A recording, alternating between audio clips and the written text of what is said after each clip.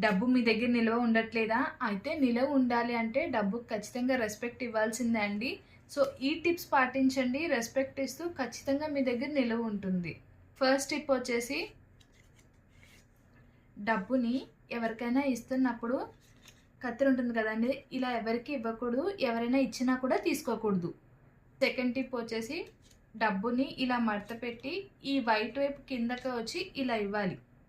ఇలా ఇచ్చి మనసులో ఒకటిగా వెళ్ళి 100గా రామ్మా అని చెప్పుకోవాలి. డబ్బుని గుండెల మీద హద్దుకొని రోజుకోసారి మనసారా థ్యాంక్స్ చెప్పుకుంటే ఖచ్చితంగా మనకి అట్రాక్ట్ అవుతుందండి.